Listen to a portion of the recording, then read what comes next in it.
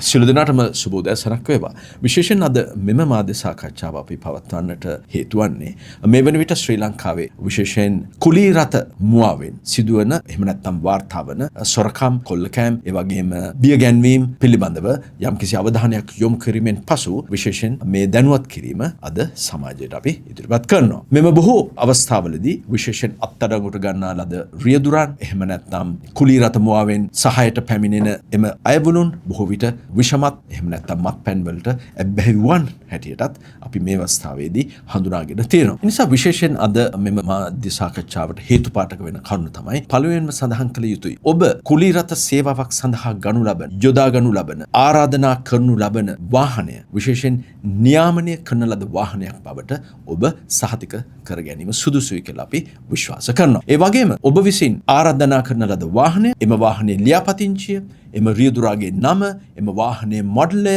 සියලුම විස්තර පිළිබඳවත් ඔබ යම්කිසි අවබෝධයකින් කටයුතු කළ යුතු බව අපි මතක් කරනවා. ඒ වගේම ඔබගේ ගමනාන්තයේදී විශේෂයෙන් නුහුරු නුපුරුදු ආගන්තුක, ඒ වගේම රාත්‍රී කාලයේදී නම් හුදකලා ස්ථාන හරහා මෙම රියදුරු ඔබව රැගෙන යන්නට උත්සාහ කරන්නේ නම් ඔබ ඒ සම්බන්ධයෙන් වහා ක්‍රියාත්මක විය යුතු බවද අපි නැවතත් මතක් කරනවා. ඒ නිසා අපි ඉතාමත් පැහැදිලිව ඔබට මතක් කරනවා. විශේෂයෙන් ඔබ පුරවැසියෙක් හැටියට, ඔබ මගියෙක් හැටියට යම්කිසි වාහනයක යනවා නම් ඔබගේ සුහුරු දුරකථන හරහා ඔබට ඔබගේ ලොකේෂන් එක ෂෙයා කර ගැනීම හෝ එහෙම නැත්නම් Google Maps හරහා ඔබ සිටින ස්ථානය පිළිබඳව ඔබගේ හිතයිෂියෙකුට, ආදරණීයෙකුට, එහෙම නැත්නම් ඔබගේ දෙමව්පියෙකුට මේක දැනෙන්න දීමේ හැකියාවක් තියෙන බවටත් අපි නැවතත් මතක් කරනවා. ඒ නිසා ඔබගේ ගමනාන්තය අවසන් වෙන තෙක් ඔබ යන්නා ගමන පිළිබඳව, ඔබ සිටින ස්ථානය පිළිබඳව ඔබගේ ආදරණීයන් ඒ වගේම දෙමව්පියන් දැන සිටීමත් අත්‍යවශ්‍ය කරුණක් හැටියට අපි නැවතත් මතක් කරනවා. තම කනගාටුවෙන් වුවත් අපි කියන්නට අවශ්‍යයි. ඇතැම් රියදුරන් බොහෝ අවස්ථාවලදී කුළුපගවීම්, ඒ වගේම යම්කිසි ආහාරයක්, යම්කිසි පානයක් ලබා දීලා ඇතැම් අවස්ථාවලදී සිහිමූර්ජා කරපු අවස්ථාවත් අපිට වාර්තා වෙලා තියෙනවා.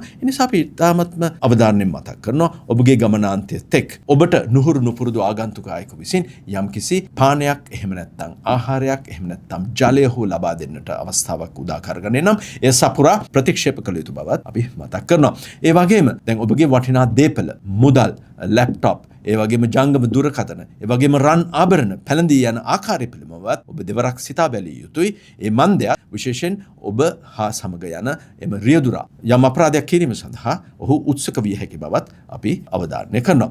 ඒ නිසා මේ ගමන අතරතුරදී ඔබට යම් සැකයක්, ගැටලුවක්, ප්‍රශ්නයක් මතුවේ නම් ඔබ නොපමාව 119 හෝ 118 අමතා මේ පිළිබඳව එම සියලුම විස්තර ඒ පොලිසියට ලබා දිය හැකි බවදත් අපි නැවතත් මතක් කරනවා. දැන් මේ පණිවිඩය මගින්ට මෙන්ම රියදුරාටද විය යුතු බව අපි මතක් කරනවා. රියදුරන්ද ඔබ සමග යන මගින් පිළිබඳව මා මෙසේ සඳහන් කරන ලද මග පෙන්වීමවලට ඔබ අනුගත විය යුතු බව ශ්‍රී ලංකා පොලිසිය ඉතාම ගෞරවයෙන් ඔබට සිහිපත් කරනවා. බොහොම ස්තුතියි.